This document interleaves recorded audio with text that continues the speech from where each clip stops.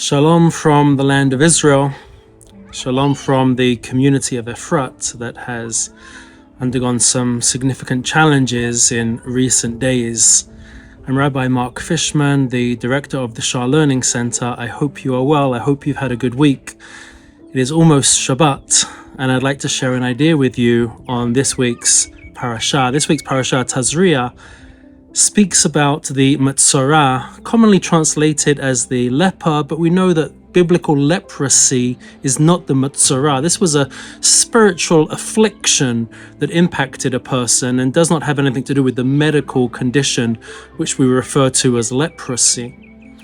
However, when the Metzora was to be purified, he would go through a procedure involving two birds, and the verse in our parasha says that Tzivah HaKohen Belakach Shtei Tziporim Taharot, that the leper, the Metzora, would take these two birds that were pure, and this would be a part of the process. One would be sacrificed, one would be set free, and he would be cleansed. Very strange, almost archaic ceremony. The question I'd like to ask you is, why two birds? What is the significance of this? And in order to answer this question, I'd first like to answer it by asking another question. Why was the Metzora, why was the biblical leper struck with his leprosy? Why was he struck with tsarat? A variety of answers are given, and perhaps the most common is that he is a Metzora because of motzi ra. He brought forth evil speech.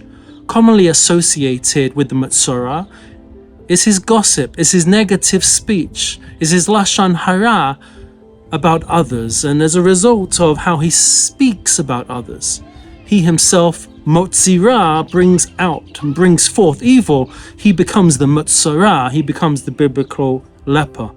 In a fascinating comment, however, the Zohar, the book of Jewish mysticism, says the reason why the Metzora takes two birds to cleanse himself is because one bird is for his evil speech and the other bird is for his good speech. And it stops there. It doesn't actually say anything more. What might this mean?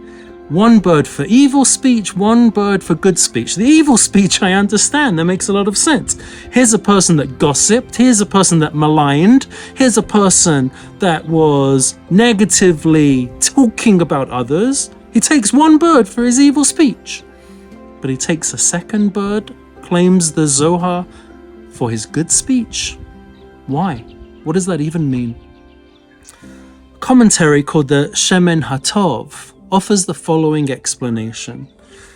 Yes, there are two reasons for why a person is struck with tsarat, that he becomes a Metzora. One is because he gossips. He speaks negatively, he speaks badly of others. But the other reason could be because he had something good to say about someone else and withheld his positivity. This is a fascinating idea indeed. Sometimes we see good in others. Sometimes we see something praiseworthy in someone else. There are times where a kind word could be offered, and yet we stop. We withhold the kind word. We withhold the compliment. We withhold the simple, hey, how you doing? Great to see you. It could be so simple. In fact, amazingly, recent studies have showed that there is a powerful impact that a simple hello in a text message has on another human being. We oftentimes think, what good could it do? How small, how insignificant. No, never think like that. To offer a simple wanting to check in on you text message goes a very long way.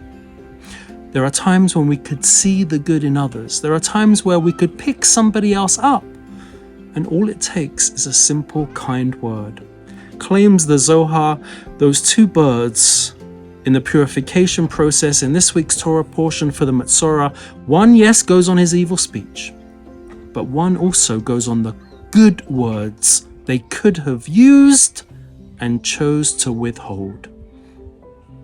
Friends, my challenge for you this week is simple and is obvious, and is profound. Let us use our words for the good. Let's see the good in others. Let's offer a kind word. Let's shoot off a simple text message. Let's compliment where compliments are due. Let's lift others around us.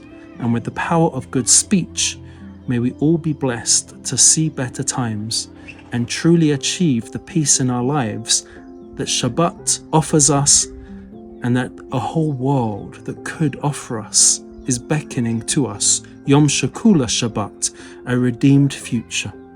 Shabbat Shalom, may it be a Shabbat of peace. And I look forward to seeing you on May 7th at our Day of Learning. Shabbat Shalom.